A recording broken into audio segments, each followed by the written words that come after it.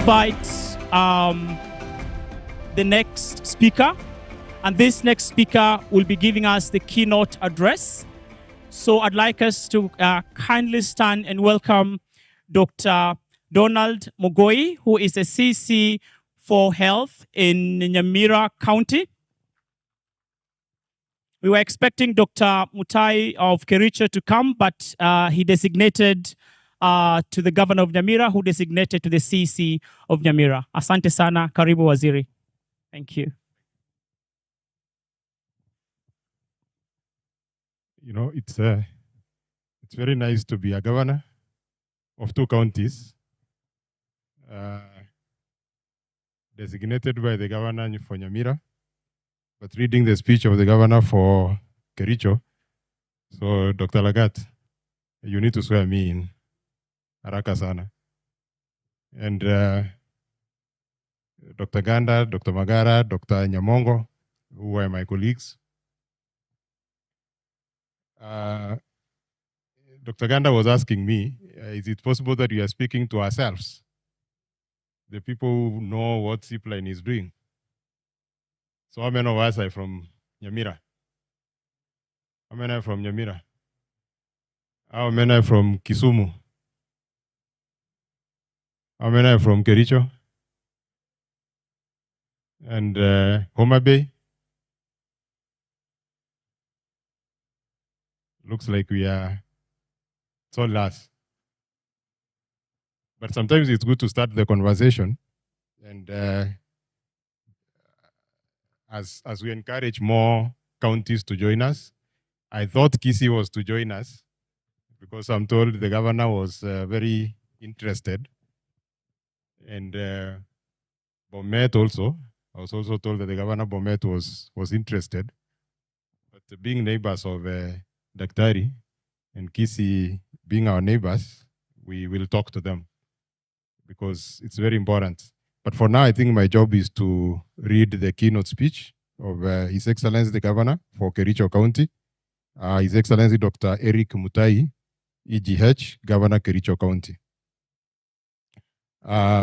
Representatives from the county governments, Mr. Charles Kariuki, the country manager, Zipline, Mr. Victor Nyagaya, the Chief Executive Officer, LREP, development partners, all protocols observed, ladies and gentlemen.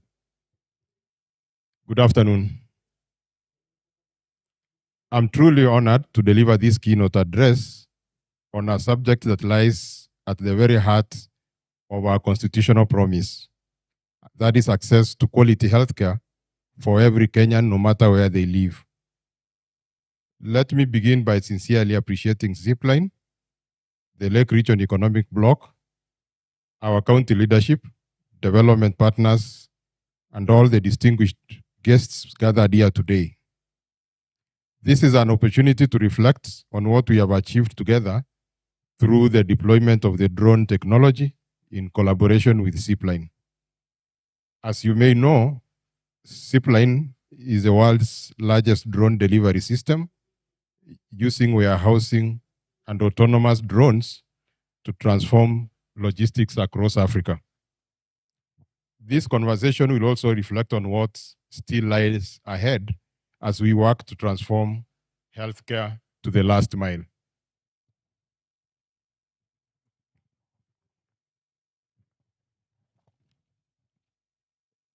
Since the advent of devolution in 2013, Kenya has made remarkable progress in bringing services closer to the people. Counties have invested heavily in health infrastructure, expanded health staffing, improved access to essential medicines, and prioritized maternal, child, and community health programs. These investments have changed lives. We have seen the transformation of formerly underserved communities and the strengthening of primary healthcare systems at the grassroots. Yet, despite these gains, we must confront the reality that remote and rural areas still face significant logistical barriers to access of healthcare services because of poor road networks, and long distances to delayed referrals and frequent stockouts of essential commodities. These challenges undermine our efforts to achieve universal health coverage and threaten the equity, inclusion, and social justice ideals that this devolution conference seeks to advance. Ladies and gentlemen, this is why Zipline's innovation has been a game changer in the Lake Region economic bloc counties. That is through the leveraging on drone technology from Zipline. This technology offers a dependable, technology-driven solution that ensures life-saving commodities, particularly vaccines, blood products, emergency medicines, reach even the most hard-to-reach facilities reliably, efficiently, and equitably. So far, in partnership with Homa Bay County, Kisumu County, and Nyamira County, Zipline has already served over 280 facilities in the following ways. In Nyamira, they've served over 116 facilities. 953 units of blood have been delivered in the last 6 months, and this has reduced referrals by 30% and expiries of blood by 34% within the 6 months. I think we need to applaud them for that, because blood is a very rare commodity nowadays. I'm sure Daktari, as the county director in Kericho, whenever you miss blood, you really feel it. And if you're able to get it to the last facility, that has really brought about what our governor is saying, equity amongst our communities. Out of this also, 23,800 deliveries of essential medicines, 75,500 deliveries of HIV medication through support from the Elton John's AIDS Foundation of $800,000 US dollars. This has enabled us to reach 106,000 youth with the essential HIV medication or HIV prevention medication. And we managed to initiate 8,700 of our citizens on HIV prevention medication with an over 80% retention on ART. 213,492 vaccine doses have also been delivered. This is through the support of $2 million from Gavi, Kericho, or Homa Bay and benefited. So our vaccines are actually, the last mile delivery of vaccines is actually being done through Zipline. So this is speed. It's also about from reactive to proactive healthcare delivery and ensuring that no Kenyan is left behind because of geography. The success of this partnership or these innovations rests entirely on partnership. That counties, Kisumu County, Homa Bay County, and Nyamira County have actually with Zipline. And that is within the Lake Region block. Expectation is that the other counties within the Lake Region, because we have 14 counties, the other 11 counties can actually join this partnership. EOG can midwife that so that other counties in Kenya can also join the same.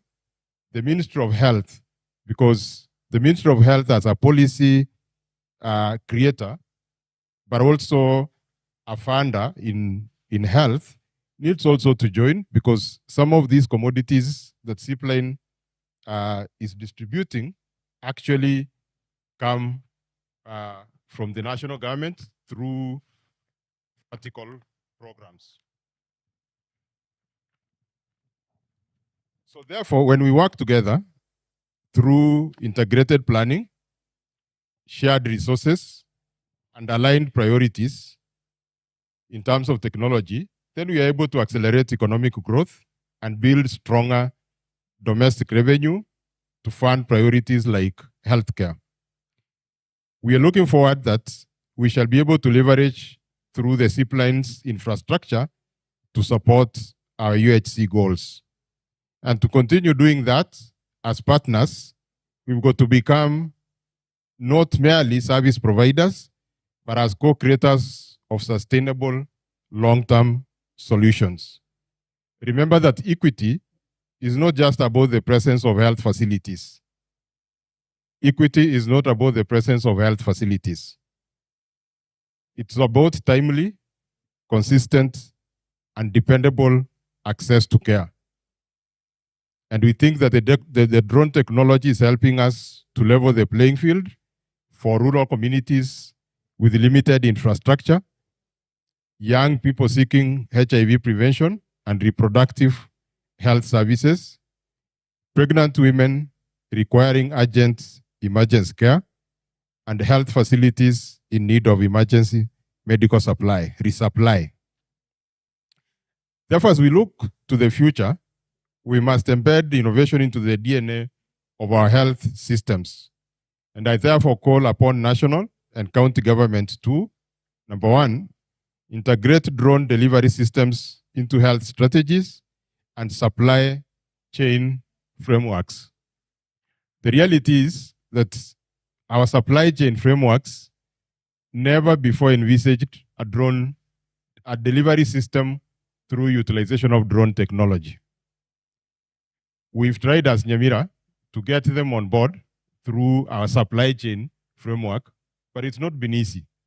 I am told Dr. Ganda succeeded in Kisumu, and we possibly need to learn from him how he's managed to get through the quagmire of public procurement to eventually get Zipline or drone technology into their supply chain frameworks.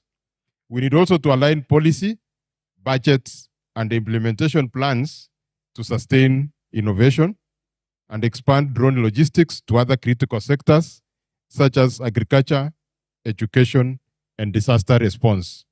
That will actually help Zipline or drone technology to become cheaper for us. As more of us join, as more sectors join, as the deliveries increase in terms of tonnage, then the reality is that we'll possibly be paying the least amount of money as we transport our commodities or our products, for those of us in health.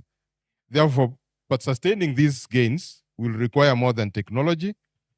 It demands building local capacity, ensuring institutional support, and establishing safeguards to protect innovation from disruption during political transitions. Therefore, this side event is a conversation. It's also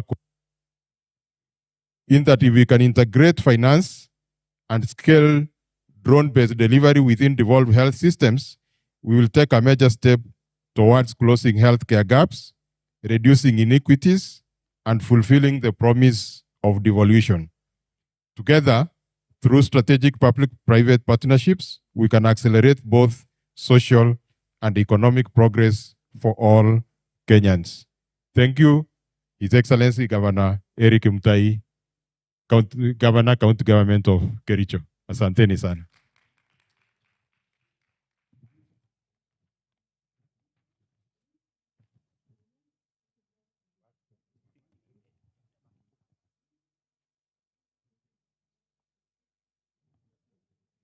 Let us give Daktari one more round of applause, tafadhali. Thank you very much. Thank you very much. At this point, I want to appreciate all of us who have joined us. Kindly, if you're at the back, I'd like us to move forward because now we want to move to our next session would be a panel session. But before that, we have a short presentation that just highlights Zipline and what we've done so far. But before we do that, I have someone in our midst that I'd like to recognize their presence. We have the country director for PEPFAR, Brian Redman. If he's in the crowd, kindly just stand and wave to us. Thank you very much for gracing us with your presence, sir. So after this speech, I'd like to, before our keynote speaker steps down, I'd like to kindly ask us, if you don't mind, we want to take a group picture in front here because we don't know at what point the people will be leaving. So we take a group picture with the keynote speech and our CECs, and then after that, we go to the next session. So just in the next few minutes so that we don't keep some of our guests for long. So kindly, we can just move forward. We take a group picture, and I'd like to invite some of our, to help us just to line here. Our photographer will help us to just ensure that we have a place here we can take the picture. Kindly, let's move forward, just here. Livon will help us to just arrange on how we will do the photography. Tafadhali tukuje mbele. Kindly, let's just come here, and then our photographer will guide us. Our panelists will be in front. Our CCs and our panelists and the CEO will be in front. I'd also like to ask the country director for PEPFAR to come. He'll be in front with our panelists and our CC for roads as well. Kindly let us, thank you very much.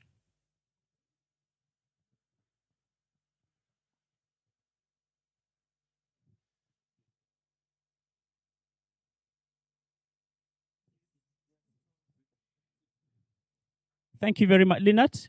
Lynette, everyone, please, let's just come.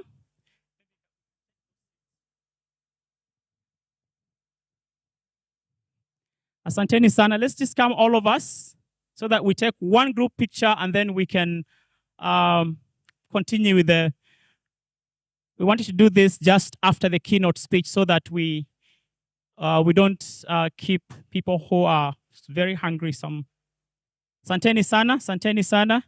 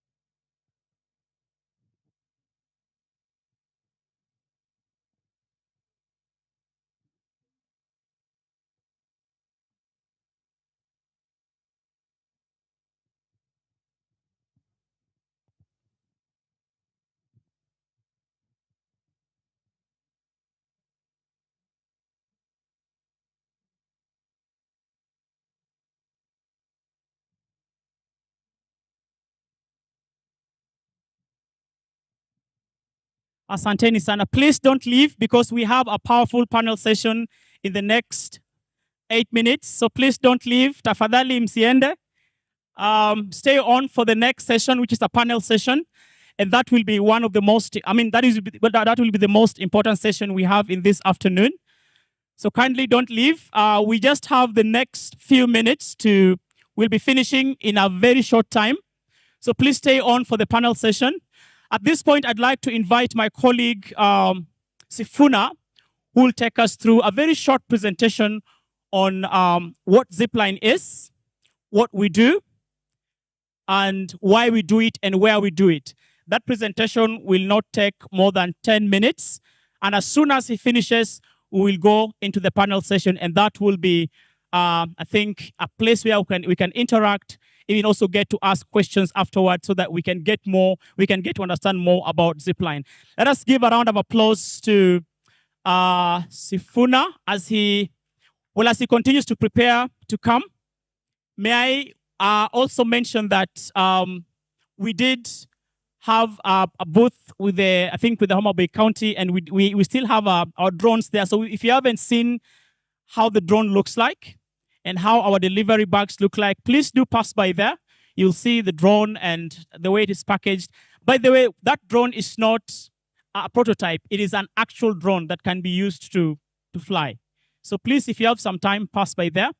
So please, I'd like to welcome my colleague Sifuna, who will take us to the next stage, which is a presentation of who Zipline is, what we do, why we do it, and where we do it. Asanteni sana. So welcome Mr. Sifuna. Please, a round of applause to him.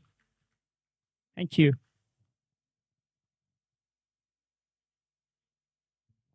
Thank you, George. All protocols observed.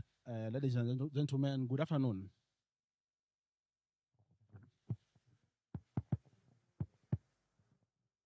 Can you hear me now?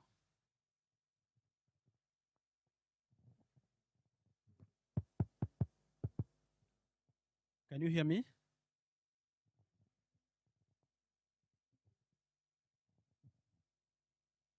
Can you hear me now?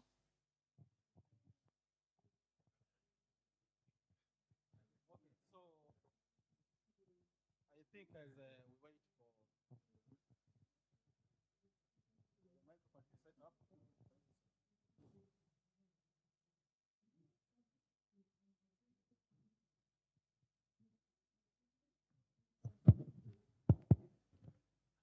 This audible, right? All right. All protocols observed, ladies and gentlemen. Good afternoon.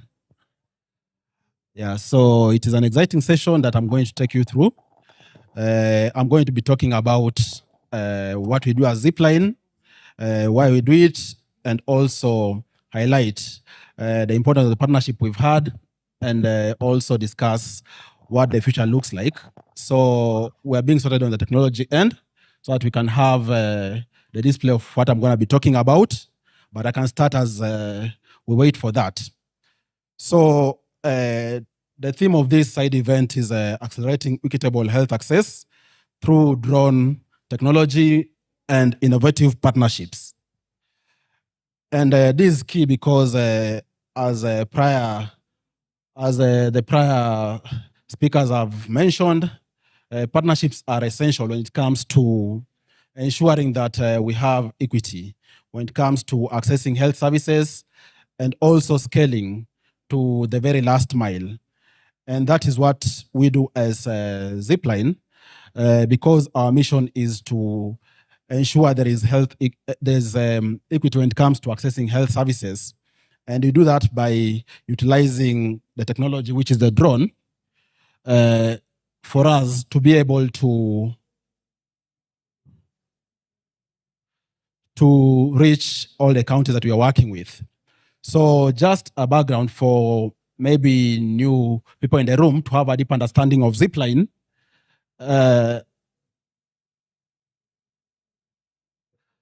Zipline is a company which has been in existence for slightly above 10 years. And we have operations in the Africa region. We have operations in 5 countries. And also we have some operations in America and also Japan. And focusing just on the continent is that we have presence of Zipline in Ghana, in Nigeria, Ivory Coast, Rwanda, and Kenya. And for Kenya, we began our operations in Kenya in 2023. Of course, we had the ambition to enter the market in 2022, as has been highlighted, but it took 1 year to set up because of different issues I'm going to mention. And 2023, we officially began the operations in Kenya. But prior to that, we had begun operations in other African countries, beginning with Rwanda, where we began in 2016. And as of now, we have coverage in the entire country, as you can see, the coverage in Rwanda. And then from Rwanda, we went to Ghana. From there, we went to Nigeria, Ivory Coast, and then Kenya. And across these different countries, an entry point was health. And that's what we utilized as our use case to be able to get into this particular market. But of course, we've expanded to other areas, which also Dr. Mogoi talked about, like, for example, agriculture. And we look forward to expanding to many more other areas, because also it's through that expansion that the counties are also going to benefit greatly from the economies of scale as we enhance equity when it comes to accessing different interventions. So Zipline is an end-to-end supply chain solution. And we have these 3 key scopes. At the center of it is what you all have seen, maybe walking through the booths and also the video which was being showcased here. We have the drone, which is at the center of the distribution and logistics, because it is essential in getting these different products to the very last mile across the different counties that we are working on and also even in the future counties we're going to expand to. But beyond these drone, which all of us see, we also have other key enablers which ensure we have a very robust end-to-end supply chain system. Talk about warehousing and inventory management, where we have a very robust warehouse that is able to handle commodities in the ideal conditions, the right temperatures, and also in the required conditions and all the quality checks to ensure there's no compromise of products. So at the moment, through that warehouse which we have in Kisumu, we are able to reach 14 of the LREB counties. And I'm going to talk about the span of our drone in the next slide, but that just tells you the reach we can get to and also the quality which we ensure we maintain through our robust warehousing system. And of course, a key thing in the health space also is data-driven decision making. And with that, we also keen on data and performance management. And that's why through our infrastructure, decision makers are able to also access the critical data that will inform the decisions they make in the health space or whichever other space, so as to ensure that ultimately citizens can be able to be served optimally. So we have a robust end-to-end data and performance management system that ensures there is accurate updating of data and also real-time sharing of information with decision makers when it calls for it. And so, talking about a drone, for those who might be new to Zipline, our drones have a span of 120 kilometers radius, and that speaks to what I've mentioned. From the Kisumu distribution center, we are able to reach 14 of the LREB counties, and the very farthest point, it takes us a maximum of 45 minutes, right from when an order is placed to this the ordered commodity or product reaching that very last point. And I'm going to explain how that happens. But that tells you that it is very fast compared to other forms of logistics, because you can imagine placing an order maybe northwards of Migori, and then it takes under 45 minutes, right from ordering to the product getting to that particular service point. It's fast compared to the road network, and ensures that in the health space specifically, lives are saved in the required speed. And then currently we have a payload of 3 kgs, but also is worth mentioning that we have unlimited flights, which we can do in a single day. So regardless of the amount of commodities that have been ordered, we'll be able to deliver because we have a limited number of flights we can do. And then beyond that, also the drone, the technology which has gone into making the drones is very robust, and it has amazing redundant systems that ensure there's little effect when it comes to weather, because we even deliver, even in storms, in hurricanes, it's been tested. And also, as I mentioned, we maintain ideal quality for all the commodities which we deliver across the different health facilities, and also for other use cases, like even in the agriculture space.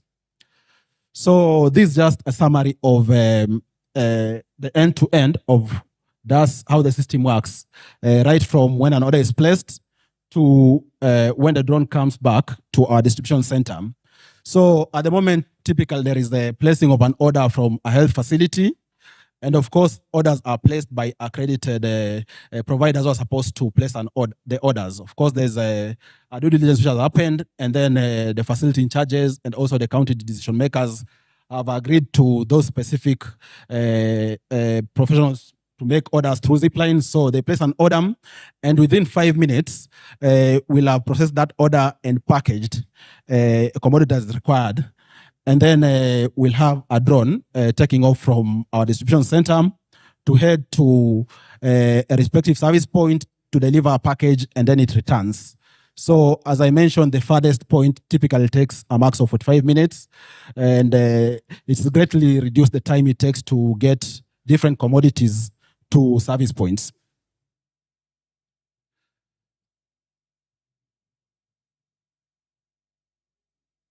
Yeah, so just to highlight key impact when it comes to our operations in Kenya, we've been operating in Kenya for 2 years, having started our operations at the beginning of 2023, after getting all the required approvals, like the rights to fly and also setting up all the systems. And in the past 2 years, we partnered with Kisumu County, Nyamira, Kericho, Homa Bay, and we're looking forward to continue partnering with other counties. But just in 2 years, we've been able to undertake over 20,000 commercial deliveries to different service points. And for example, even looking at a specific use case in health, like for example, vaccine, because in health, we've done different use cases, like for example, vaccines, there is HIV, there is blood, and essential medicines. Under vaccines, we've been able to deliver more than 400,000 doses of vaccines. And as Dr. Mugoi mentioned, under blood, we've been able to deliver upwards of 1,000 blood units. And that tells you these are emergency orders. That is a good number of lives saved because the blood was needed as soon as the order was placed.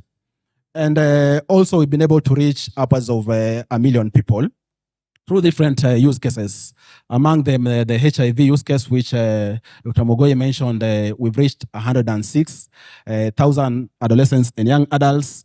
And also through essential medicine, which we deliver across the counties, and also having partnered greatly with Kisumu County for even sole distributorship across some sub-counties. So that's the highlight of the impact. And we've done this through partnering with 428 facilities so far. And of course, we look forward to expanding to more facilities and also more counties so that this solution can be able to reach more of our citizens. And at the center of it, the grand problem we are solving is that, of course, there is the emergency deliveries, which we do, and there's instant saving of lives. But beyond that, we also have perennial issues when it comes to our health system around issues of overstocking and even understocking. So the Zipline model, whereby we centralize the commodities and then we fly them out on demand, is greatly assisting to address this, because on this first graph you can see this graph is just illustrating those perennial issues. But now with Zipline coming on board, we are able to assist the counties manage the stocks in that in case there's a stock out of commodities at a given service point, they can still be delivered there on demand. And also the issue of overstocking. There's no need of overstocking if these commodities can be centralized at the Zipline warehouse and then pulled on demand to the counties. This here is just an illustration of our last mile model, LMD model, which I've talked about. And also I've mentioned the stock management issue, which just through a survey which we did, we're able to identify that at least 30% of the health facilities that we've served who have experienced stockouts before have reported improvements because of that centralization and then getting these commodities to the service points on a need basis. So that's an illustration of it. And with that, I want just to highlight also some of the key impact data that has been collected and also proven globally from even other countries which we operate in. Given also I mentioned, like for example, Rwanda, Ghana, we operated there for many years. Rwanda for over 10 years, Ghana for about 7 years, and of course Kenya being the most recent market, we've been around for 2 years. But from our different markets, this is some of the impact data. For example, in Rwanda, where we have coverage of the entire country, and even the blood use case have been transferred to Zipline for sole distributorship, we are seeing a 67% reduction in blood product wastage in Rwanda. And that attests to the efficiencies when it comes to blood and blood product supply. And through another study by the Wharton Business School from the University of Pennsylvania, we've seen that there's 51% reduction in maternal deaths due to postpartum hemorrhage, which is the leading cause of maternal deaths. And this was also recorded in Rwanda through a study which was done over years. And then an interesting impact data from Ghana relating to vaccines is that through utilizing Zipline, we're seeing more cost efficiency when it comes to vaccine supply, in that it only costs 66 cents per additional fully immunized child, which is more effective compared to other vaccination interventions, which typically cost somewhere between $5 to about $8. So it shows it's more efficient. And then also from Ghana, we're able to see that there is a 42% less likelihood that patients miss vaccination because of that reliability. And this is basically because if, for example, a mother comes to a facility and then there's no antigen there which they're looking for, maybe they're told come next week, chances are they might not even be able to come back, maybe because of the perception of lack of reliability, or even because they could be having maybe other conflicting engagements. So these just attest to some of the impact which we've seen across markets. And we are really upbeat when it comes to the Kenyan market, and us being able to partner with the counties to also realize better outcomes when it comes to the different areas in health, agriculture, commerce, and other potential use cases we could take up over time. So we're looking to partner across all these areas I spoke about, right from distribution, using the drone, warehousing and inventory management, and also data and performance management. And with that, I'll pause there. Thanks a lot for your audience. I don't know if I'll pause there for questions, or maybe George, you can guide the next session. All right. Thank you. Back to you, George.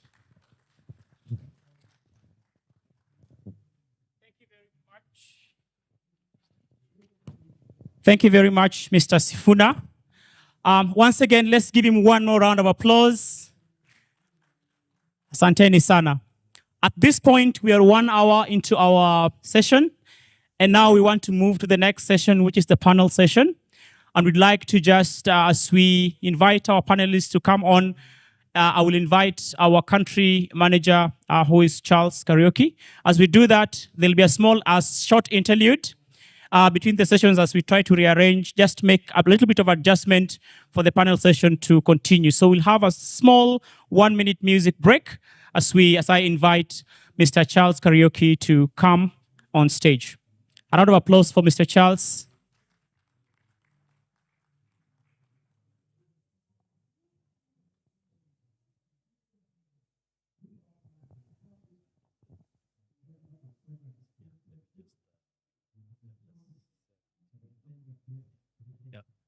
Good afternoon, everyone.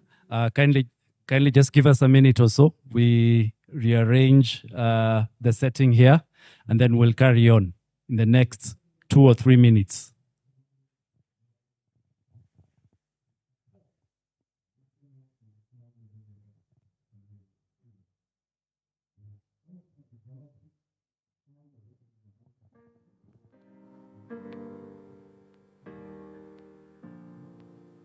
Baby, lay on back and relax. Kick your pretty feet up on my dash. No need to go nowhere fast. Let's enjoy right here where we at. Who knows where this road is supposed to lead? We got nothing but time. As long as you right here next to me, everything's gonna be alright. If it's meant to be, it'll be, it'll be. Baby, just let it be. If it's meant to be, it'll be, it'll be. Baby, just let it be. So won't you ride with me, ride with me, see where the thing goes. If it's meant to be, it'll be, it'll be. Baby, if it's meant to be, I don't mean to be so uptight, but my heart's been hurt a couple times by a couple guys that didn't treat me right. Check 1, 2.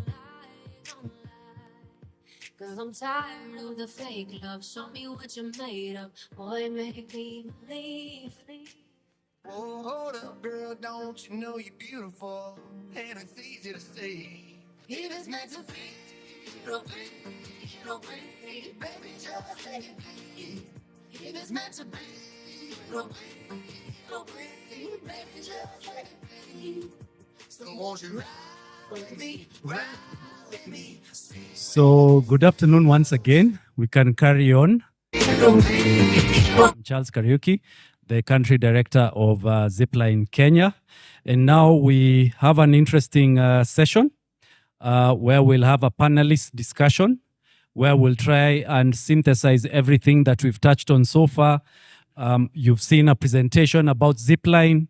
You've had a commentary from the governor of Kericho that's been presented on his behalf. So now we would like to have you hear this from the horse's mouth. These all the panelists here have in one way interacted with Zipline, either as partners, either as customers. So we want you to hear that directly from them. So I will start by welcoming the participants. And I think I will have the ladies first.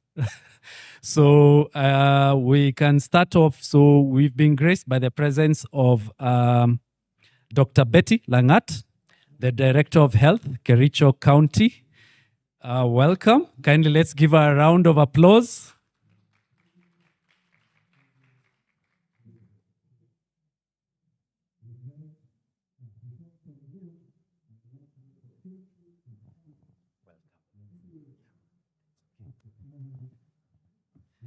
Next, we have Ms. Lynette Apindi from Muhoroni Sub-County. She's the EPI coordinator. Let's give her a round of applause.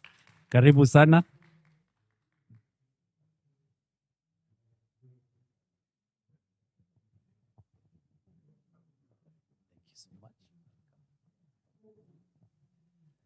And then we have Ms. Caroline Kiunga. She's the Global Humanitarian Relief Director at UPS Foundation. Kindly let's give her a round of applause.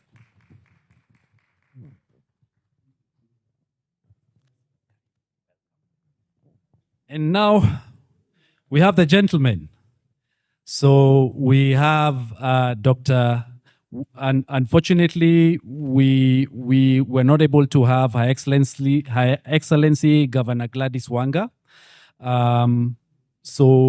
And also we're not in a position to have His Excellency Bwana Amos Nyaribo, but we have Dr. Mugoi, the CECM of Health, Nyamira County, standing in on his behalf. Karibu sana once again. Let's give him a round of applause again.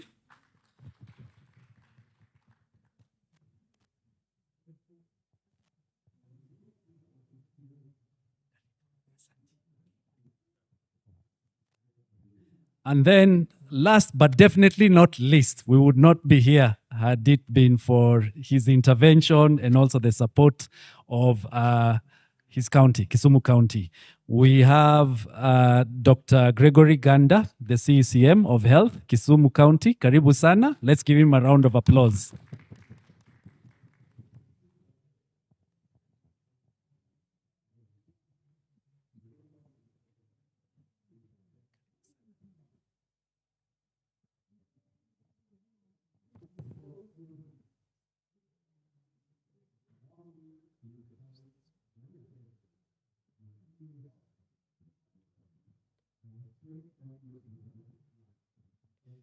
Yes, so thank you so much for your time. We really appreciate it as Zipline. So we can dig right in. So going by the theme of this side event, which is accelerating equitable health access through drone technology and innovative partnerships, I would like to know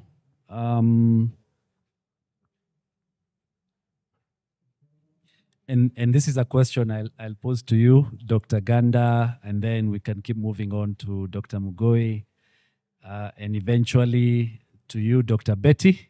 Then I'll have two sets of questions still in that category addressed to Ms. Lynette and also to you, Caroline. Yeah, so I would like to know what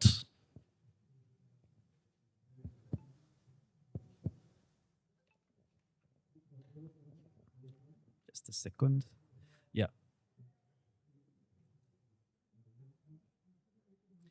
What pressing challenge in your health system prompted the adoption of Zipline's logistics infrastructure? And why did you believe this innovation was the right fit for your county broadly? Dr. Ganda. Thank you very much for that question. And yes, Kisumu was the first county to adopt the drone technology.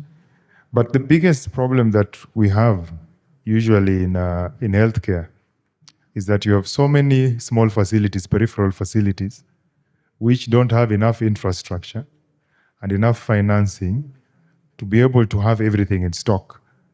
For example, if you have a small health center with 2 nurses who are taking care of it, if somebody comes there with a strange disease, Lyme's disease, it means then he expects to find the medications in that place. So it's not possible to stock all facilities with all medications. And that was a problem. And so what happens is that there creates a vicious cycle because you are taking care of maybe 50% of the clients, the other half, because their products are not fast-moving products, the facilities will not stock them. So because these people don't get services there, they tend to now start moving towards higher level facilities. And that's why you start getting crowded higher level. Level 4 facilities have so many people because the range is wider. So when, in effect, what happens is that you break the primary healthcare system because somebody has a facility next to him, but he does not go to it because he expects, after all, half the times I'll not get something. Then they go to the higher facility, and so they delay. And that causes many problems in maternal, chronic illnesses and all that kind of thing. The second thing was in terms of emergencies. We had so many people being referred because of issues of maternal care, bleeding. You are bleeding or you have an HB, for example, in Moroni, where Zipline is serving. You have a doctor, you have an anesthetist, but the patient who needs cesarean section has a low blood level. That means then, and it's an emergency, they will not want to touch because they fear they might get into problems with no blood. So a whole referral is done because that item is not there. And so the second thing was reducing the amount of referrals that you have for emergencies. You have a mother who is coming to deliver, then you find the oxytocin, which was there, is out of stock, and she has delivered. What do? You have somebody who has been bitten by a dog, and then we tried ensuring that you have anti-snake venom all over. It is extremely expensive. Most of them expire because nobody was bitten by a snake or a bite in that place. So we said that I think for efficiency, we needed something like a drone technology. And that's how we got drone to Zipline. During one of our investment conferences, we had said these are some of the things that we want to do, technologies. We met somebody from Zipline and visited Rwanda. And once we visited Rwanda, we were convinced that this is something that we needed to adopt as a country. Thank you so much, sir, for your kind remarks. Dr. Mugoi, maybe you could also tell us what prompted the county of Nyamira to consider Zipline and how has it been so far in terms of solving some of the challenges that were perhaps prevalent before? Thanks, Kariuki. Thanks, Kariuki. It was not me. Now, in addition to what Dr. Ganda said, we also come from very rural counties, particularly Nyamira, with a road network that is not possibly well developed, although we are trying to improve it. We also face a delay in referral simply because either the roads are not passable, a delay in even distribution of the essential medications because of a poor road network, and some facilities are in very remote, hilly areas. So to get essential medicines, get emergency commodities or products to such areas, of course, becomes a little bit tricky. So the drone technology was handy in solving that.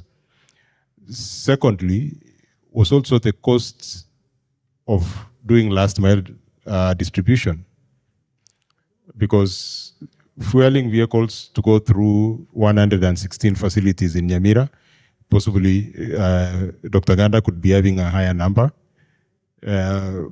We all get commodities from KEMSA. If you look at it, they'll do the 30 or 40% stocking level, then they do a back order. The back order is usually to the county headquarters. And a facility, a far away facility, needs that commodity. So the cost of distribution becomes high. And sometimes those commodities eventually might even expire in the central stores. So to sort that out, the Zipline, I think, technology has really come in. And finally, it's all about the products that we deal with, the drugs or the commodities of public health importance. The vaccines, you possibly have one child in a certain place, far away. Vaccines will definitely expire, or the wastage rates will be quite high.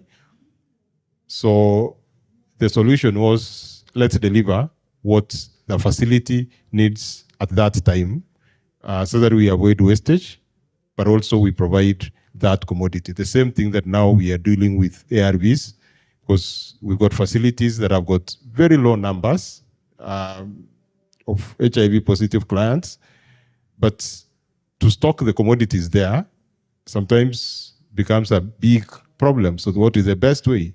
Deliver the commodities whenever there's a clinic that is happening there, so that these clients can be seen by the staff who are there, and then specifically a dosage that is equivalent to what these clinicians require. And that's where now the drone technology really comes in. Thank you. Thank you. Thank you so much, Dr. Mugoi.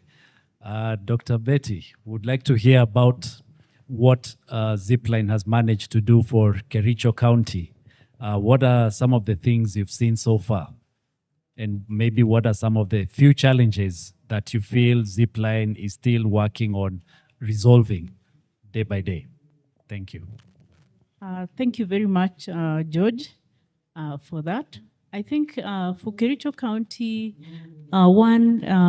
we've had the supply of emergency medicines and blood products and vaccines within Kericho County, and that is done on time. And we have last mile distribution. During the last campaign for national government, we used drone technology to have our vaccines supplied to the whole county. And we did not have any stockouts. We were able to get our stocks on time, and we had our teams having to continue doing their work when they really needed to have been doing the work. Number two, we've had cases where we needed blood in some of our health facilities, where again, we do not have blood within our county, especially the rhesus negative blood. And Zipline has come in handy to have the blood and save the lives of those patients, especially the road traffic accident patients, the mothers who have gone through cesarean section. So again, they've been able to help us with inventory. I know Dr. Gada and our colleague, Dr. Mogoi, has mentioned about issues of wastages. Number one, we used to procure our supplies and take them to our facilities. However, sometimes we are not able to utilize all the supplies, and maybe we don't even have the list of stocks to redistribute the supplies. And we ended up having wastages and having them to be destroyed, and yet we have used funds. So again, having Zipline have our supplies, then we are able to get them to our facilities.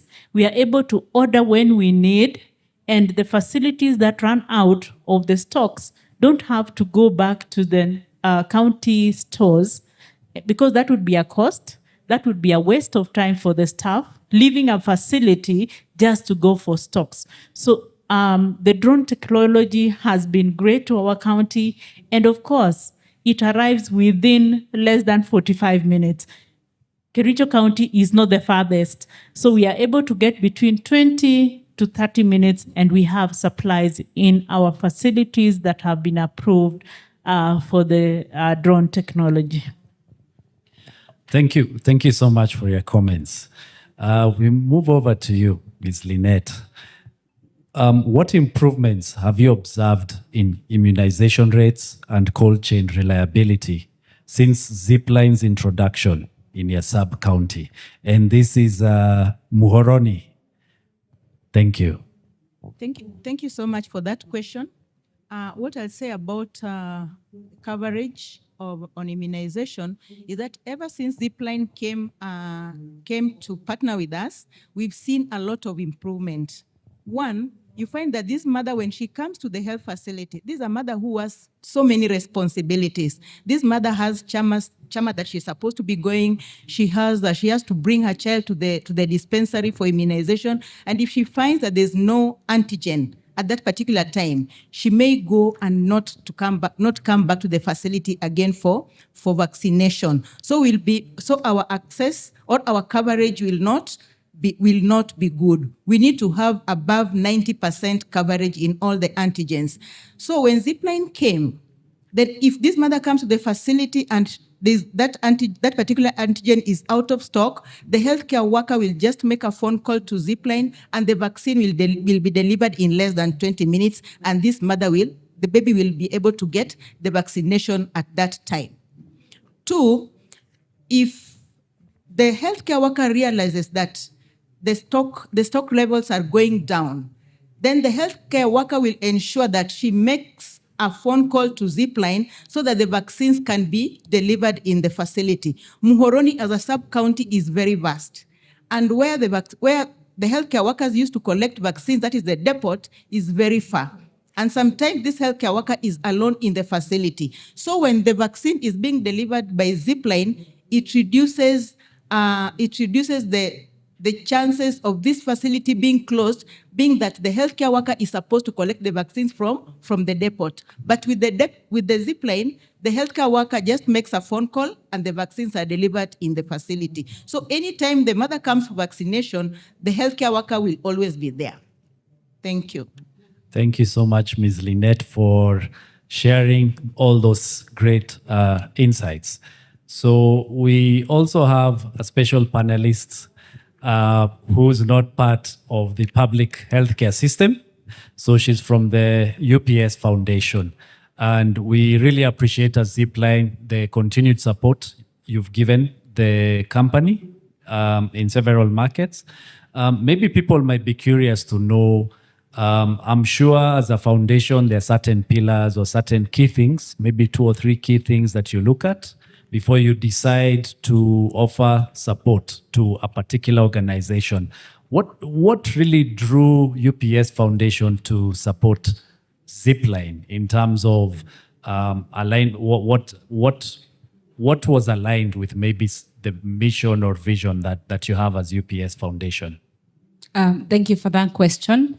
So let me just take a step back a little bit and explain who UPS is. We are not as big in the African market as our competitors. Internally, we call them the purple and the yellow. That's FedEx and DHL. But UPS is a logistics company, mostly globally. We are in about 200 countries and territories, about 500,000 employees. And UPS Foundation is the philanthropic arm of UPS. And we are about 75 years old. And like you said, so UPS Foundation is one of the original funders and continues to be one of the funders of Zipline.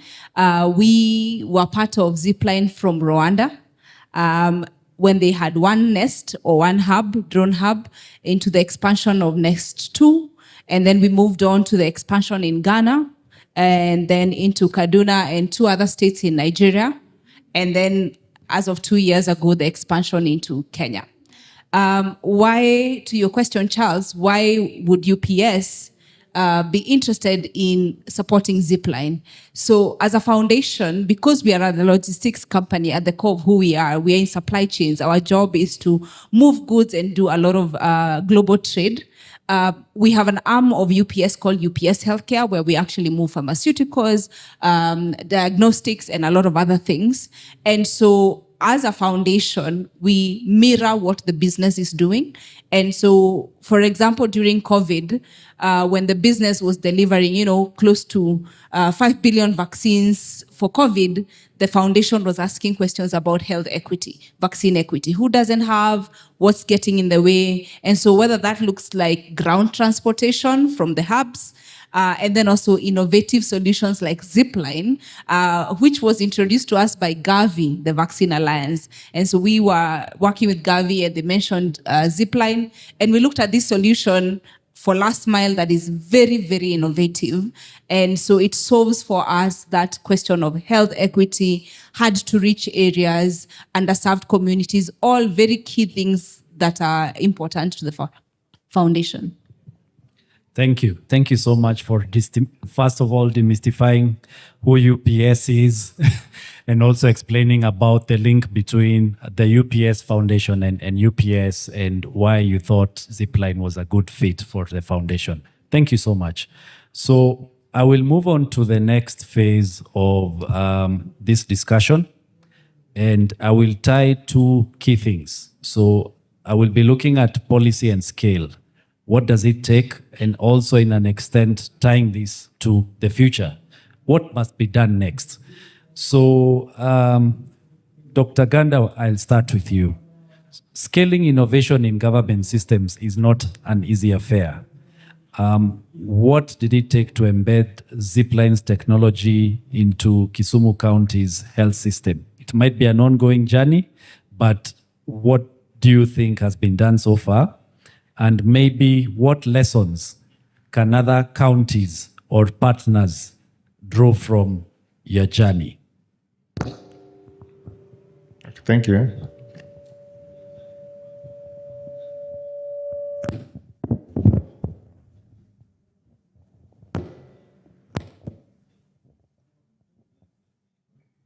Hello.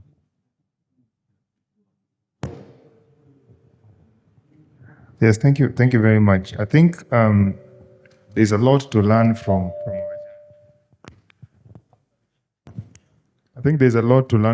our journey. But the first thing that we had to do as Kisumu is get what is called change management. Because people are used to doing things the way they have always done. Even when technology is there, even when the technology is free for them, they still get used to, I must go to Kisumu, the main hub. Somebody must sign for the vaccine. It must be brought to the sub-hub. Then other people must come from this place and get it. And so we took advantage of crises. That at one time when they didn't have fuel, we told them, but there's a technology there which you must use, because we don't force people to do something. We let them learn how to do it. So there was a lot of learning that had to be done from the people on how that they can be able to do that. But apart from that, there had to be leadership control. There had to be the top leadership, the top governor, myself saying that this technology must be used, because that is the first step. The second step was, of course, the procurement process. That's not a very easy thing. And nobody has done this kind of thing, and they don't understand it. Many people think it's like a motorcycle, where you put something at this point and then you lean it the other side. And so they're wondering, why is this motorcycle so expensive? Why don't we just use motorcycle? So the idea that you are managing a whole logistics system is very difficult for people to comprehend. But we were able to go it through slowly through with our procurement officers until they're able to grasp it and do a pilot. We told them, let us do this pilot, let's try making this payment and see how it goes. Until it goes through the whole procurement system and the whole payment system. Because once you do that, then it becomes easy for you to do the payment system. So there's still a lot for us to do to be able to adopt it. And the biggest impediment is actually the national government, because most of the products that you are transporting, the owners actually falls on the national government. For example, the distribution of medication through KEMSA. When products are bought from KEMSA, that price includes the cost of distribution. So the adoption of innovation and technology by the national government institutions is a very critical thing towards moving forward. The distribution of blood also is supposed to be a national government organ. You know, the idea that you can collect, put this blood over here, and make sure it reaches the facility. But then they have almost withdrawn. They almost withdrew from it. It was a battle for us to accept that this is actually one of our facilities. You must take blood inside here. So all these pilots that have been done and the success stories, they will really need to go back to have a serious discussion through COG with the national government to tell them that this technology is what Kisumu wants, and this is how Kisumu is going to use it, and this is what kind of partnership we want to have with your national government institutions. And finally, working together. You can see Kericho is here, Nyamira is here, Kisii is here. One day, we need to stop thinking about Kisumu blood, Nyamira blood, Homa Bay blood. We need to think as a region that how can we make sure that we have enough blood, we draw enough blood from the population, this blood is screened, this blood is stored, and it is distributed to all the people in this region who need it, and we share the costs. So I think these are some of the things that we'll have to do going forward to make this technology work for us. Thank you. Thank you so much for that, Dr. Ganda. All our partnerships with the counties represented here at different stages. So Kisumu is the most developed. So Dr. Ganda has been able to give a picture almost end-to-end, 360. And our partnership is still growing day by day. So we have now Dr. Mugoi representing Nyamira, which is still at a different stage. But maybe Dr. Mugoi, you could tell us about how so far, given where Zipline has reached with Nyamira County, how you've been trying to have Zipline integrated into the healthcare system of Nyamira, and maybe what you think may need to be done in future, not only for Nyamira, but also for other counties broadly. Thank you. Thank you. I think leadership is key, and is a key thing in all these, because it's all about change. The way we have run our systems, and possibly the culture that we've developed across different counties, is a culture where we must close facilities to go pick items. We must possibly use money to close a facility and then get drugs distributed. And that change, the only way you can change is through leadership. And what we've had in Nyamira, I think my governor actually was with Dr. Ganda in the Rwanda trip. So that is how Nyamira came on board. And the two governors, Governor Nyong'o and Governor Nyaribo, are the ones who picked this. And we tried to run ahead of Kisumu, but we got somewhere and got stuck. We got stuck because we thought we had dealt with the supply chain issues under the public procurement, but we hit a rock somewhere because some processes or some steps had been jumped. So that's why Kisumu is actually ahead of us, and we are now again going back to learn from Kisumu to see what is it that they've done to be able to surmount the procurement systems, the government procurement systems. But moving ahead, I think, is that we possibly need to embed innovation into our procurement systems, because if you check what Dr. Ganda was facing, somebody was thinking it's a motorbike. For us, somebody was thinking it's an aeroplane. So we wanted to procure aeroplanes to get drugs. So you see the kind of contract you're going to sign is actually a contract that is going to even put you in more problems than even the drone technology. So we need to embed innovation into our procurement systems, get our people trained in the new innovative way of doing things, and finally get our public finance systems also to be adaptive, because, well, IFMIS is there, but I can tell you that for Zipline to get into IFMIS it's also a big issue. What kind of taxes are they paying? Where do we place them? How do we eventually charge for a delivery? If they deliver 1 unit of blood to a certain facility, is the cost the same as delivering 10 units of blood to another facility? So, but you see, at the end of the day, for me as a health worker, that 1 unit that has gone to save that one mother can cost $1 million. But to the financial systems, it's this 1 unit cannot be at the same value as the 10 or 100 units in another area. So embed innovation into this, get the thinking of our finance systems into possibly such innovative systems. And finally, as health, we might not lower the cost alone. Because currently, if you check the invoices that I have from Zipline and that Dr. Ganda has, they look very huge. They look very huge. But if other counties were to join us, then the cost will go down. 2, if other sectors were to join us, agriculture does vaccines. Agriculture does drugs. Other departments do distribution of other products. So if the other county departments were to join us, we'll possibly lower that cost to a level where possibly a flight will be 100 or 50 shillings.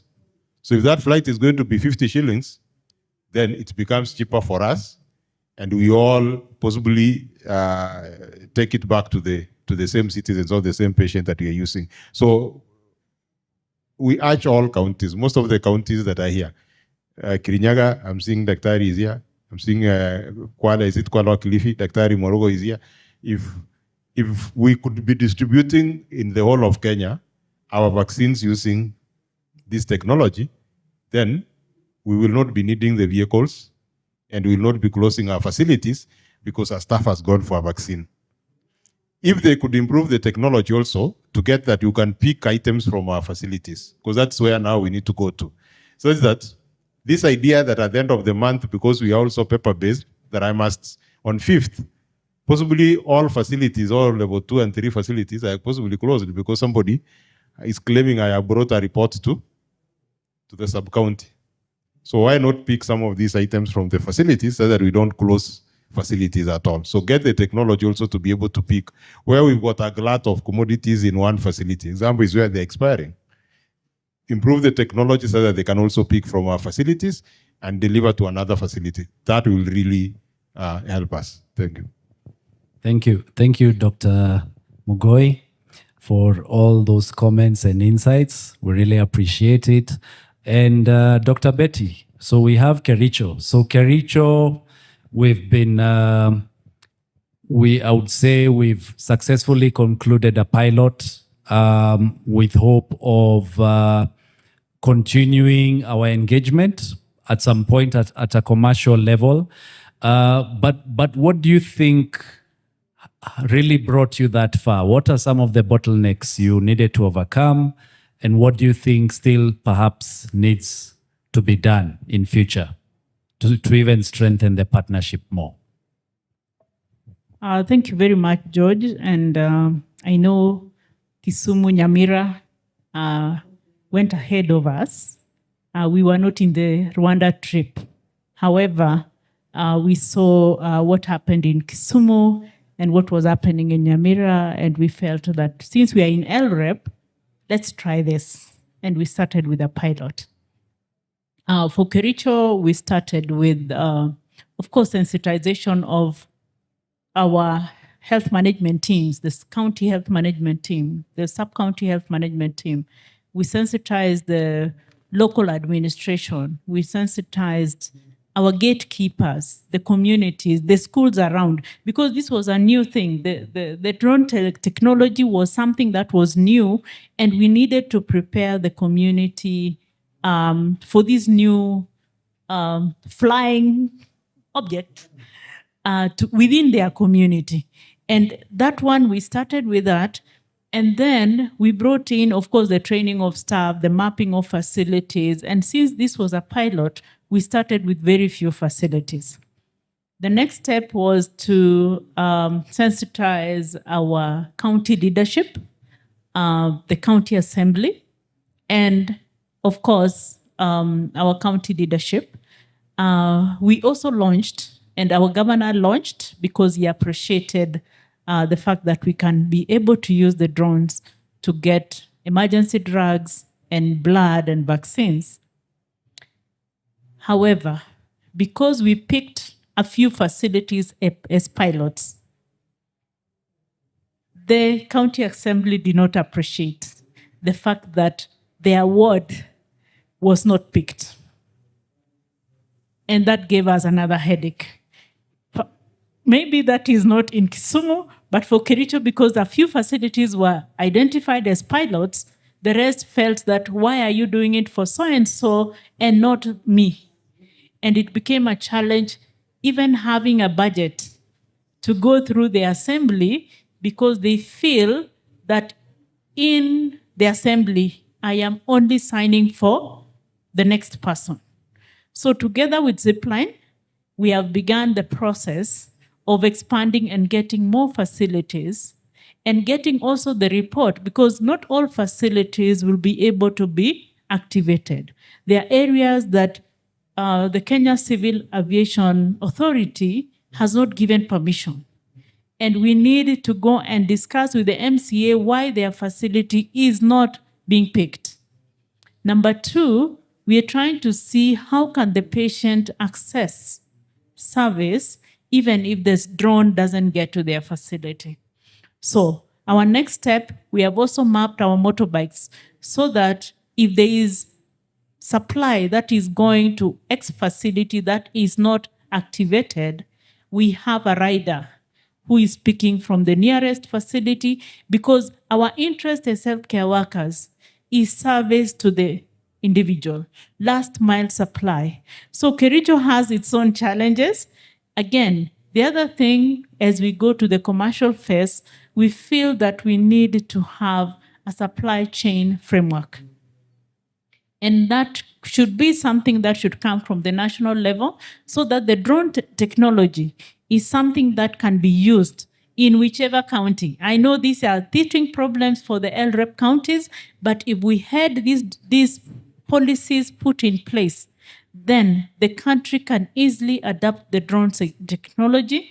And number two, we should also be able to get a budget line. Because if we don't have a budget line, then it will be very difficult for us to pay.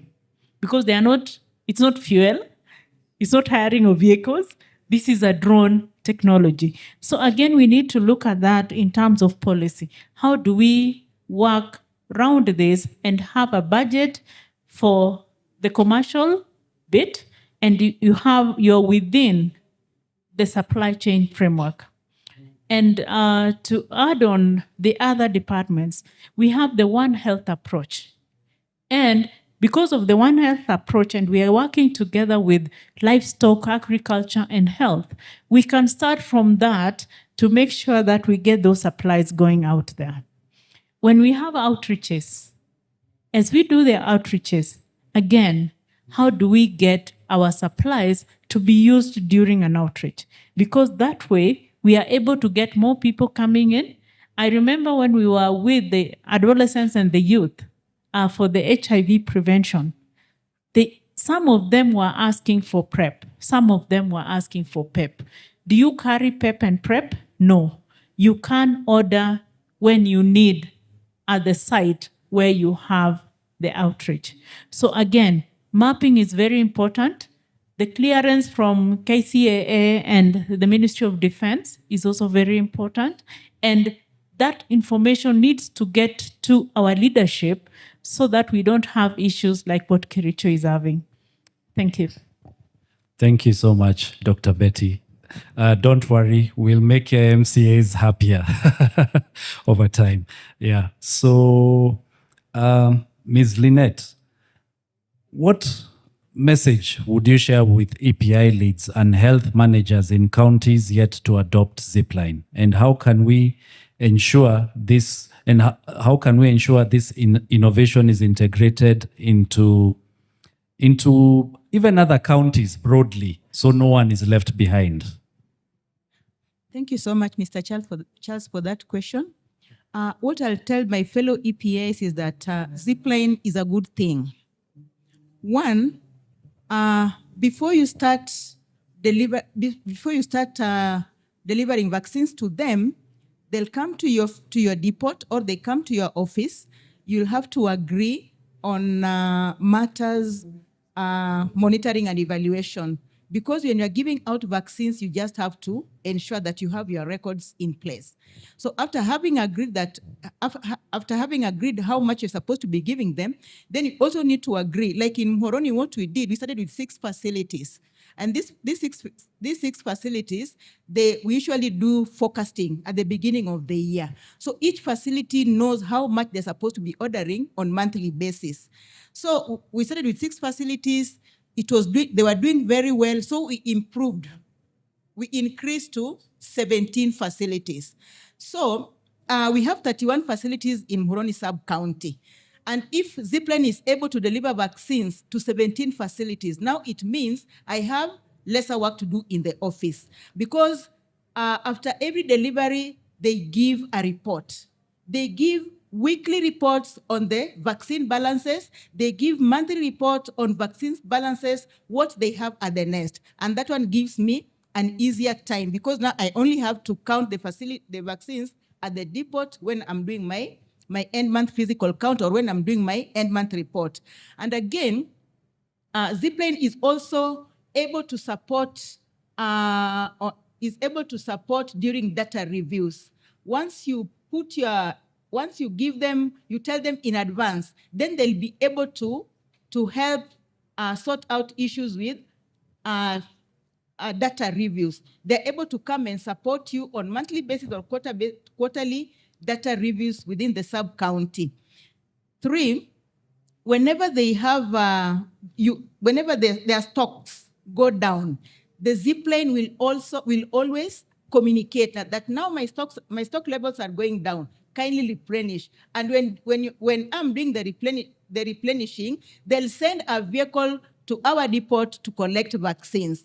Zipline is also able to help us collect vaccines from KEMSA. That is our regional depot. Anytime you're collecting vaccines from the regional depot, that is Kisumu KEMSA, they give us a vehicle, we collect our vaccines. And that one we give Zipline a thumbs up. Thank you. Thank you so much for your kind remarks. Over to you. Caroline, there's been a commonality being shared across, touching on national integration. I've had policy being thrown around. And how do you think maybe the UPS Foundation or even other donors in general could aid in enabling such innovative ventures gain support from the national government? As you've heard, it's like everyone is saying integration at the national level is something that should be done at some point or be worked towards. Maybe you could highlight on maybe what you've seen the foundation do in other settings and see how that could be maybe replicated here in Kenya. Thank you. Thank you for the question. And I want to echo Dr. Ganda's comments earlier on the role of leadership, because we have seen the journey from Rwanda and the buy-in from the country leadership and the growth from Nest 1, Nest 2 to the coverage. And I think we saw that on the photos, that the entire of Rwanda is covered by Zipline. And then the moving into Ghana, and also again, we saw the buy-in from senior leadership. That is a very big win. And we look at it as well for us as private sector, because, we are not the UN, we are not just a random donor, we are private sector. We are private sector that looks to do I am not a huge fan of CSR, the word CSR, because the traditional CSR has a certain connotation to it. I'd rather work with strategic philanthropy because it's a nice way to support as private sector, the public sector. Then you have those partnerships because then you fund a pilot, right? It works, it has a proof of concept. There are best practices that have been learned, and then the government now from the public sector scales it because they have the sheer number that private sector cannot reach. And so that has been an observation for me across all the countries on what has worked. It's been the fronting of the original funding, in some cases bringing on private sector experts to talk about how we do logistics from a healthcare perspective. But beyond that, it's that once you have the proof of concept, then the government comes and takes in and then it scales it out. It's been such a successful model in all of those countries. Yeah.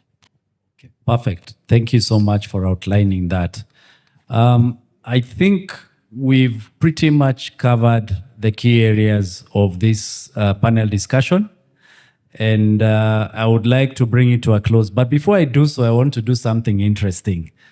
I want either of you, starting from Dr. Betty, to share one sentence, maybe 2 or 3 words or 4 words or up to 7, but it has to be one sentence describing the problem Zipline is solving, which should be most dear to you.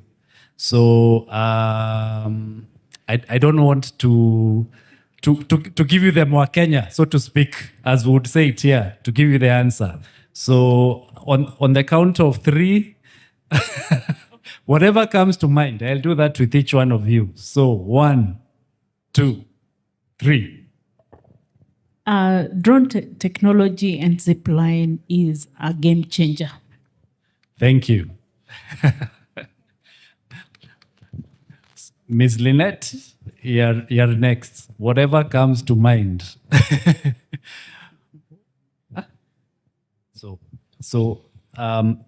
Okay. So I want you to share the biggest problem you think Zipline is able to solve for you as an EPI. Mention it in 1 word or 2 words.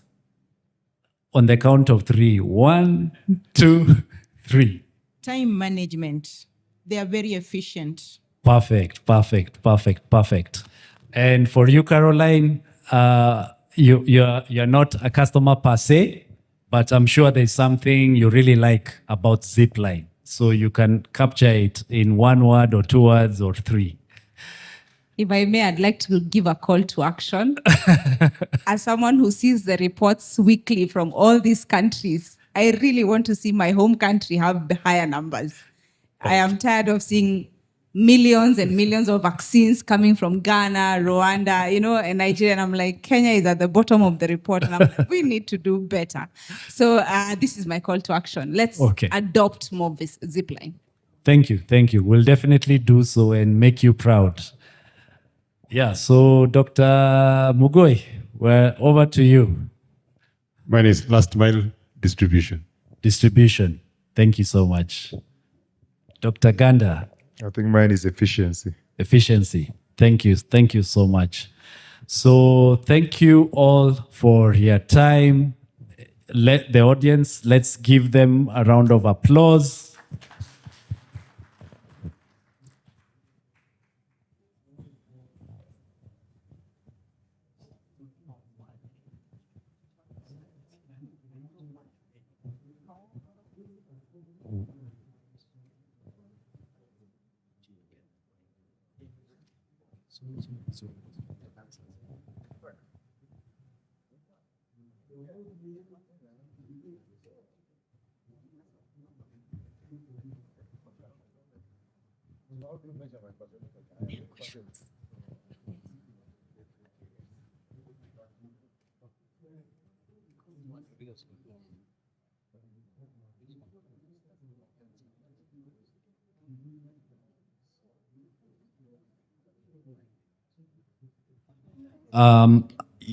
Yes. So if you don't mind, we can have a short Q&A. Perhaps we can take up to maybe 3-4 questions. Yeah, we can have the first one, kindly.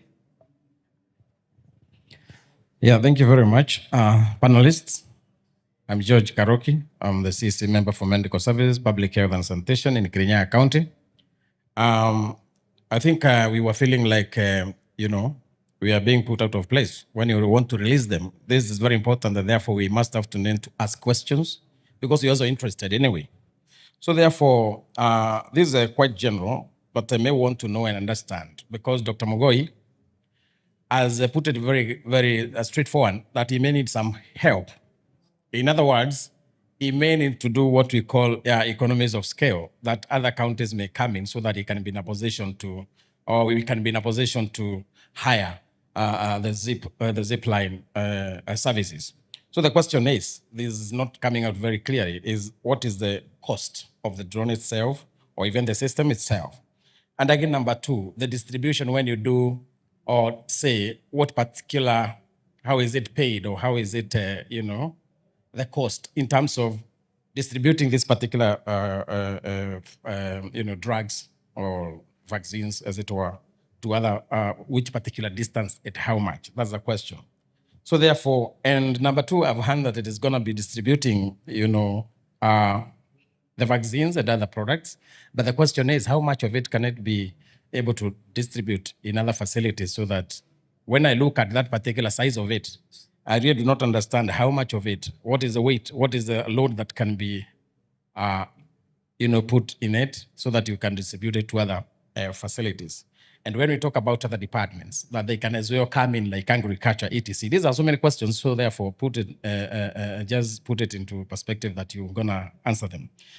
That those other particular departments, say like agriculture, they have particular chemicals that you may need to, to take to a particular area for service of the communities.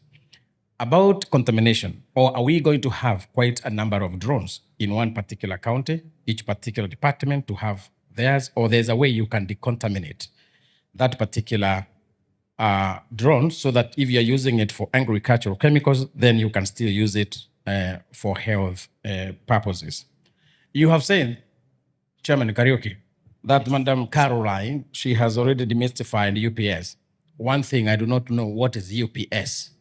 So you cannot demystify something that you've not already, stated what it is. And you're talking of philanthropy, and therefore, as a philanthropist, I want to believe these guys should not be complaining about the cost. So you tell us about that. And therefore, lastly, what are the issues that are coming up in terms of challenges that you could have gone through this, apart from the IFMIS and those other particular processes in terms of procurement? Thank you. Okay. Thank you so much, Dr. Karoki. So kindly allow me to touch on some, and I'll request assistance from my panelists. Yeah. And in the event I forget anything, kindly feel free to remind me. Yeah. So on the issue of, so currently we have one distribution center, and that's in Kisumu, Chemelil. And from that particular point, we can serve all the entire Lake Region Economic Block, all the 14 counties. But for now, as you may have heard, it's not a walk in the park to access any new county. So for now, we are serving Kisumu, the county that's hosting us. We're also serving Nyamira. We're serving Kericho. And there's also Homa Bay. Homa Bay, we're beginning. In fact, we're about to launch a pilot, a 3-month pilot. So we've been increasing our coverage county by county. And as Mr. Victor mentioned, the CEO of LREP, buying differs from county to county. To be very frank, there are those counties who welcome us with open arms. And then there are some where we need to spend a little bit or more time trying to explain the benefits as they were being articulated. So the key benefits, as you may have heard from the different panelists, one key one is no wastage, because the health facilities will get exactly what they need at any given point in time. So the health facilities will avoid maybe overstocking, then maybe some products undergo expiry or pilferage, God forbid, which ends up being a cyclic kind of thing. If they have to pay for something that they don't have, then making that payment becomes a bit difficult. There's also the fill rate. Since we're able to centralize the commodities, the chances of facilities getting what they need is even higher. And there's, of course, the efficiencies around time and executing the last mile distribution. So those in general are that's the value proposition that Zipline offers.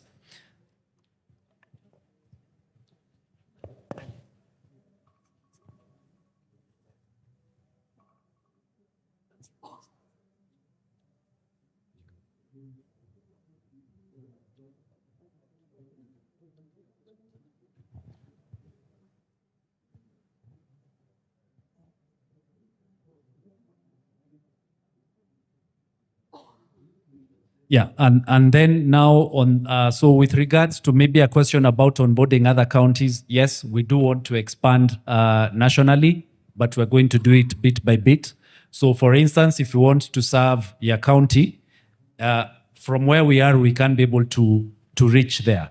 The drone has, one way the drone can do up to 120 kilometers. So that's why we're only able to serve the LREB for now. So if we're to talk of maybe the eastern or central region, we would need to set up another distribution center there. Plans are underway, and it's something hopefully we'll get to do in future. I can't commit to timelines. Then I'm sure you're wondering, you had Dr. Mugoi mention about other users making use of the Zipline services. So think of the Zipline infrastructure being like a road. Like we have the expressway in Nairobi. So if we have more users using it and paying, then the cost of setting up that infrastructure can be recouped faster. So it's the same thing with what we have. If we can have more counties, if we can have more use cases, by use cases, I mean like the agricultural one you're talking about, then the cost goes down because there are fixed costs for running the service.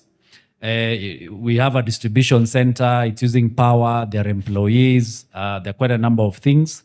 So the higher the usage, the lower the cost. In terms of what we can transport for now, we have the human health.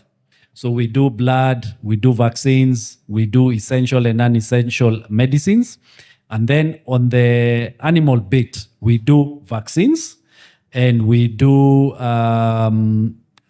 drugs, and the other bit being artificial insemination. So in our warehousing, the distribution center, we follow certain guidelines and protocols, and we are certified and regulated by PPP and even other bodies. So we cannot run the risk of doing anything that's off.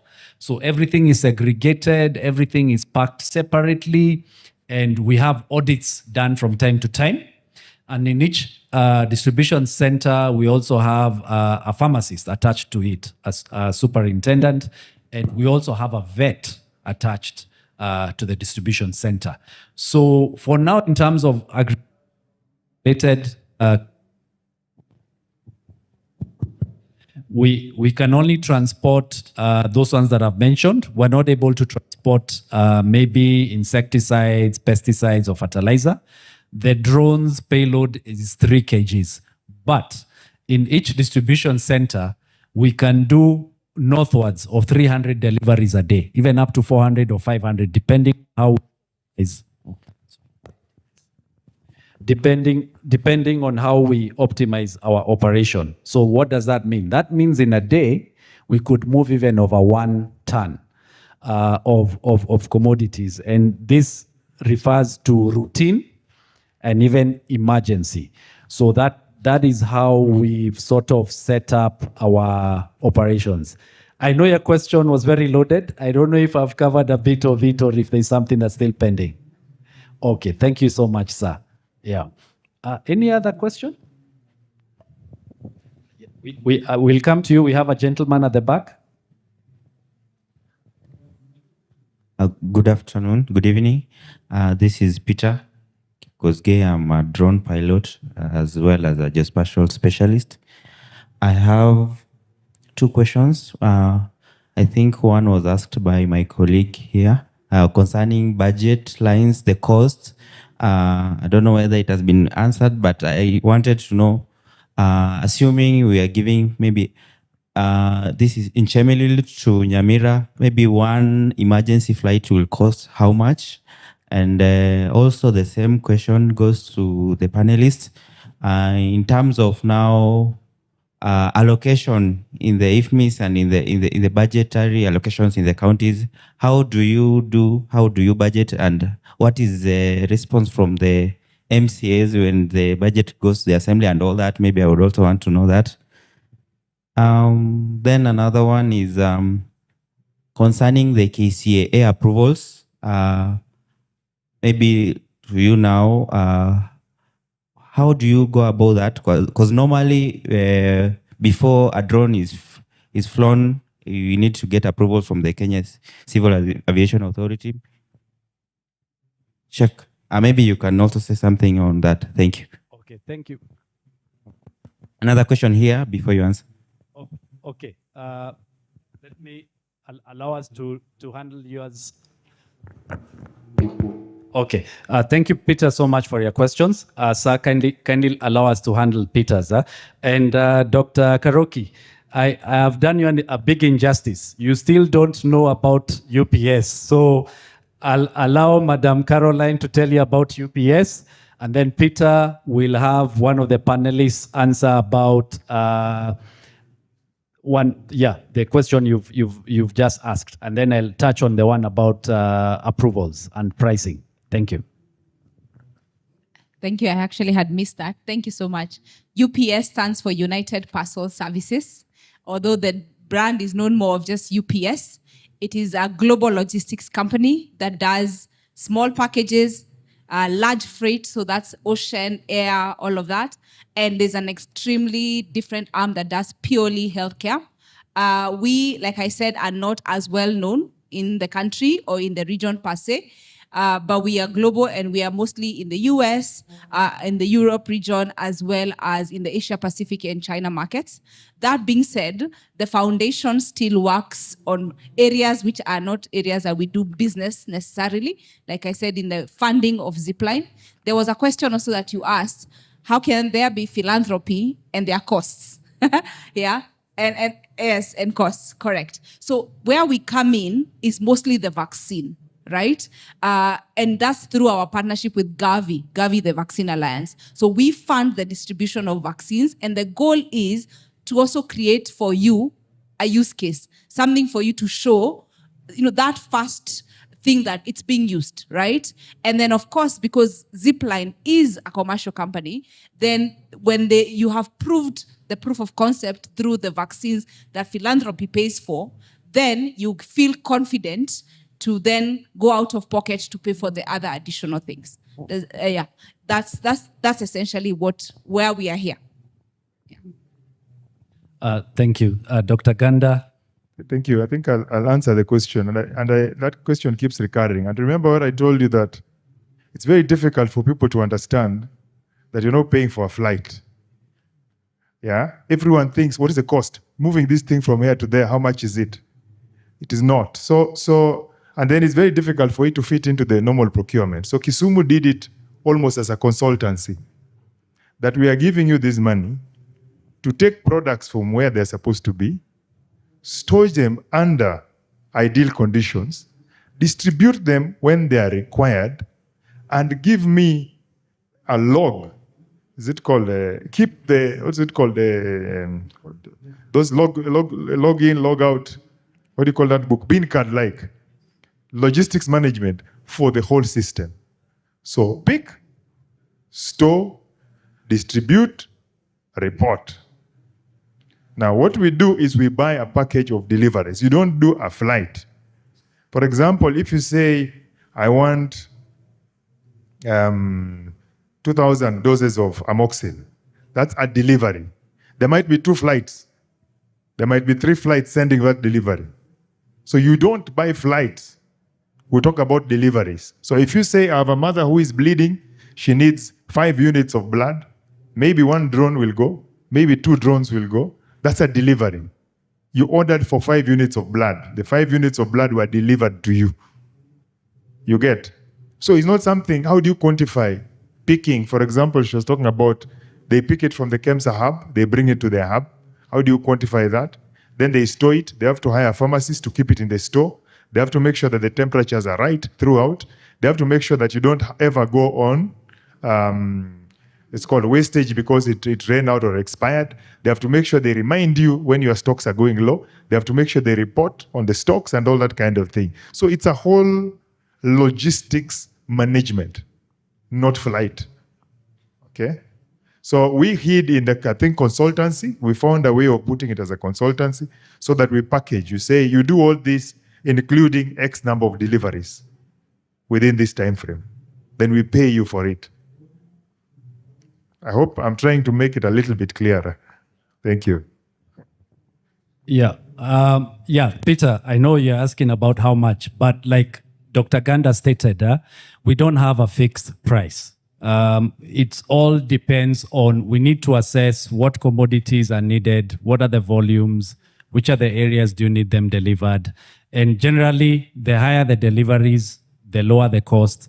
And also, our objective is to incentivize you to use the infrastructure. So for instance, you could buy an internet bundle, I don't know, maybe 1 GB. And when you start using it, depending on the sites you're loading, it keeps depleting, right?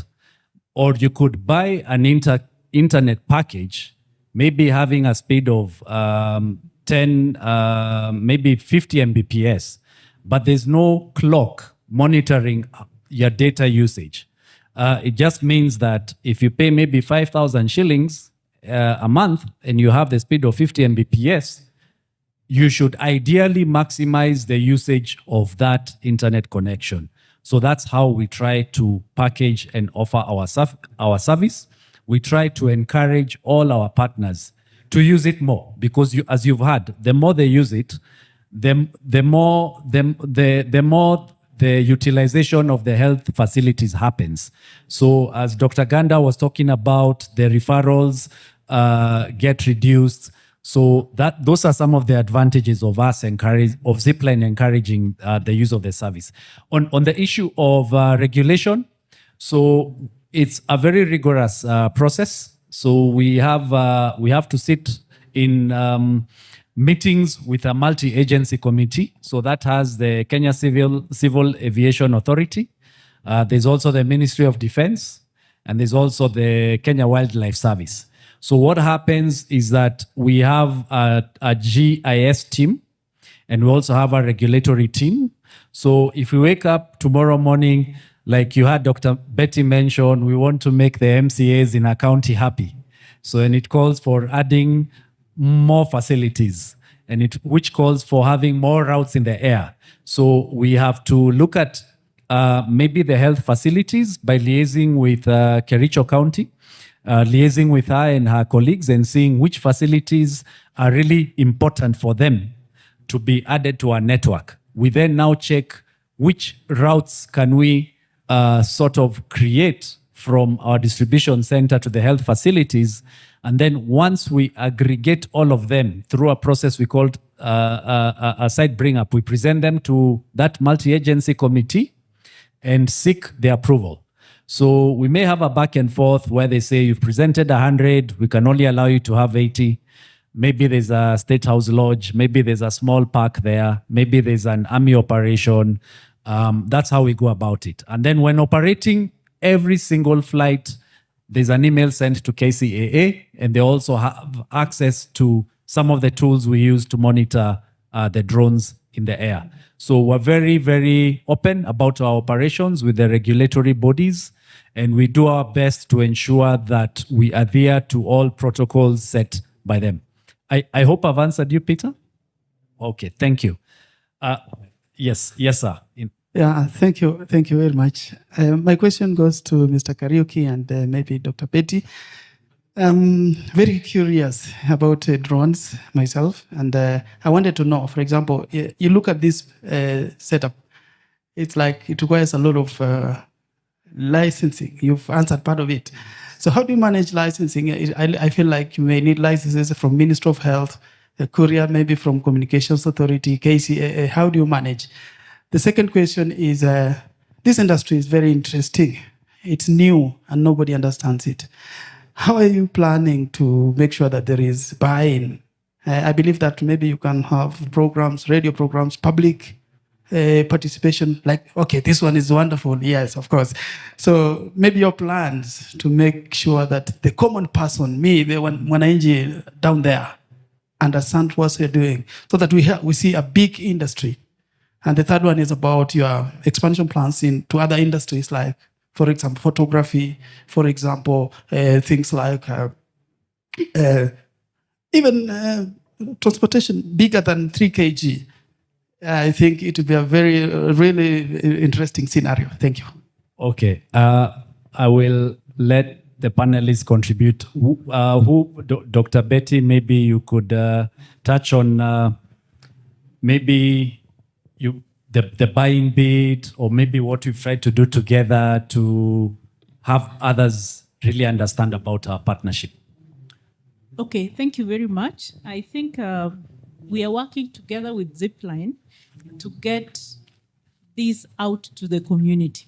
As I mentioned earlier, this is something new. The drone technology is new, and many people have not understood even the benefits of this drone technology, including our leadership.